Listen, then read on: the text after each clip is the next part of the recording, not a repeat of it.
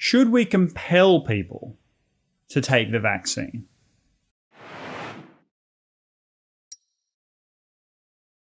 Hello, welcome to Dangerous Policy, a channel aimed at intelligent people wanting to discuss important issues facing life and society. My name is Crispin, and today I want to talk about the means by which people are encouraged to get vaccinated against the pandemic.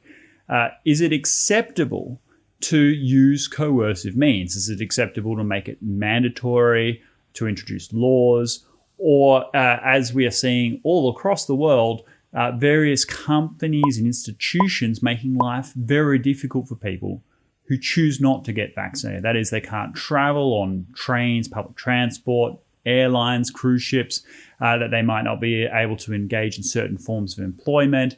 Various employers have said only people need to apply who have been vaccinated, not even people related to medical field. For example, a famous case of a plumber. Are these means justified if the ends are to eradicate the pandemic? Now, before I go on, a big disclaimer that absolutely the YouTube censors are very strict when talking about vaccines and pandemics and so on, and with good reason. And so let me make very clear that all evidence shows that the vaccine is incredibly effective at eradicating the disease. In Israel, for example, over 99% of the adult population have now received their inoculations. Very few adverse reactions. Those reactions that are experienced tend to be minor. And the hospital rates in Israel and everything for this pandemic has plummeted, effectively eliminating this disease entirely. And right now we're seeing the same sorts of effects being rolled out as these inoculation programs gradually spread around the world. Nevertheless, is it acceptable to compel people to undergo medical procedures, or in this case, to have a foreign substance injected into their own body for the sake of getting rid of the pandemic? Well, the most common argument trotted out is that you're protecting granny, right? That you yourself may not be a vulnerable person for this disease. You may choose to accept the risk that comes with the illness, but there is a risk that you will contract the disease and pass it on to a vulnerable person, and therefore being responsible for potentially that person's death. Well, there's a fundamental reality problem with this argument, and that is that in every reasonable inoculation program where this is happening around the world, it's the vulnerable people that are experiencing, who are receiving the vaccine first. Okay, so the average age, the median age, I should say, of people who die from this disease is around 82, so quite elderly. Everyone over the age of 70 will certainly have received the vaccine before I get it, and most of the audience will receive it. It'll be people that work in medical facilities who are exposed to vulnerable people, aged care facilities, and thus, by the time it gets to us, the vulnerable in our community will have already been inoculated against the disease, therefore making the probability that we could contract the disease and pass it on to them vanishingly remote. And even for those, people say, well, the vaccine isn't 100% effective, and that's true. But from what we see, the people who have received the inoculations, who then go on to contract the disease anyway, well, the symptoms for them are far milder because they've already got an immune response. Their antibodies are fighting hard, and the disease passes, generally speaking, with little concern. So that's, there is a appeal to morality. But to justify that for coercive means, you'd have to show real-world harm. And we're not seeing that by virtue of the fact that the older people are being inoculated first. So there is a strong moral case to be made, and that's why people keep trotting out the mythical granny stuff, because it is a good thing. It is a good thing to receive the vaccine, both for your own personal health, that of your family, and those of the society more generally. It's a moral good. But is it a legal imperative or something that is such emergency that justifies coercion. Now, one of the arguments people say is, look, we use coercion even over people's bodies in a whole range of ways, including sending people off to war. If there is a national emergency, you may be conscripted, and you're put in immediate harm's way as a consequence. Well, I think that's actually a good example of where the hazard lies. If you are dealing with a true national emergency of existential threat to your nation state, i.e. you're being invaded, well, you could make the controversial argument that it's justified to call people up to fight for your country. But it's far more dubious to send them off to Vietnam, for example, as was the draft in Australia and the United States. And so this has to be put into that category. This disease is not an existential threat to our entire civilization. It is, something that is a serious disease for vulnerable people, but negligible for a large number of others. For example, if you're 15, you have 1/10,000th the chance of dying from this disease as someone who is age 70, and even most people who are 70, of course, will survive. If you're a child, you have a greater chance of dying from influenza than you do from this disease. So for whatever reason, young people's immune systems are highly effective at managing this disease. It's not a threat to the future of our civilization, and thus it's forcing people to take a vaccine is not commensurate with the risk. And then one has to ask the question: why is it just stuck with this disease? I mean, for example, rabies is a disease that has 99% mortality rate, easily the deadliest infectious disease in the entire history of the world. We have a vaccine to stop people from dying from it, and yet 60,000 people do perish.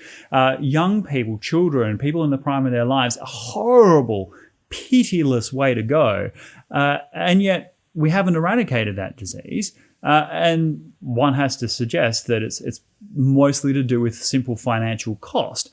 So if we're going to force people to undergo medical procedures, we have to put this in the context of what other sovereignties we are willing to violate. And this personal physical sovereignty is fundamental to our entire Western liberal tradition. And it's not just for libertarians.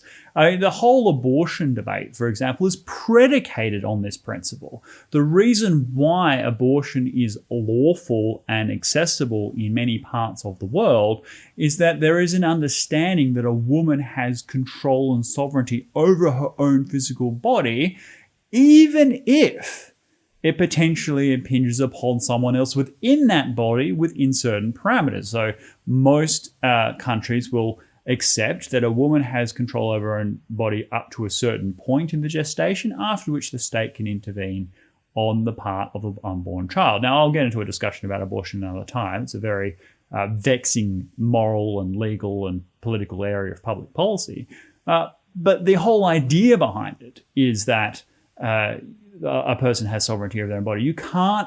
It's incompatible to say you must get a vaccine and inject something into your body, but to say that, abortion is pro-choice, that you have control over your own body in that regard. These are incompatible positions to hold.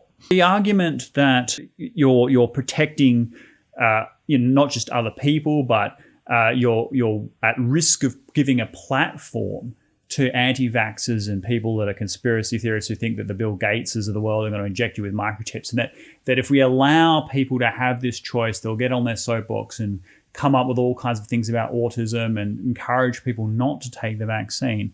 Well, that's a separate argument entirely, right? It's the vast majority of people are going to listen to the best medical advice, which says that the vaccine is safe, right? And thus, this boogeyman argument that if we allow people freedom of choice, they're going to be manipulated by these fringe elements is just not borne out by any evidence that we've seen in any other vaccine. The vast majority of people still do it appropriately.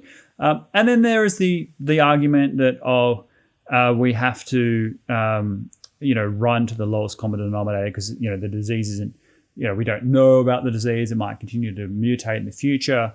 Well, in actual fact, for all the variants, It seems that the vaccine is highly effective. And the things that we don't know are actually to do with the risks of the vaccine. So, for example, it's absolutely true that the evidence shows that the vaccine is safe, but someone may have legitimate fears that, like, if they want to have children, if they are worried about their future fertility, they don't know what the long-term impact of the vaccine will have. Well, we don't have that evidence. We don't have longitudinal evidence for the vaccine. It was all done in an emergency period. And thus, it's unfair to say that everybody who doesn't want to have the vaccine is by fear a conspiracy theorist. They may just be making a simple cost-benefit analysis for them. Now, it is true that going by the history of vaccines, 99% of all adverse reactions happen within 30 days. Millions of people have taken the vaccine already, and as more and more people do and we get better data, then the confidence that we have in its safety increases. But nevertheless, each individual makes a cost-benefit analysis based on their own position. For example, I am really concerned about getting CT scans. I think that the level of radiation exposure, which measurably increases the probability of receiving cancer in later life, is not always justified by the diagnostic outcomes that come with a CT scan, and therefore a cost-benefit analysis will be made in each case that I'm referred for in that particular case. I think it's 1 in every 800 CT scans result in a cancer. Well, as a probabilistic, poker player, I have to weigh that against the risk that a major diagnosis of some illness is missed by me foregoing that diagnostic procedure. And that is the entire basis of informed consent. People need to know what the risk of getting undergoing a medical procedure is, and then knowing what those risks are to make a choice for themselves, and not to be judged for not doing it, and certainly not being punished.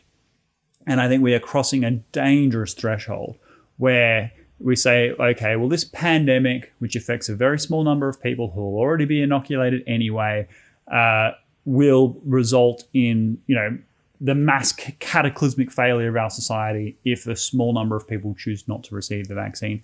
Well, that is completely absurd in my view. Most people will take the vaccine. It's a good thing to take the vaccine. People should be encouraged to take the vaccine. It'll be great when we can get this pandemic behind us. And we should not violate our fundamental tenets of personal sovereignty in that process, particularly since that even the upside benefits of this vaccine, immense though they are, would not justify that kind of existential intervention.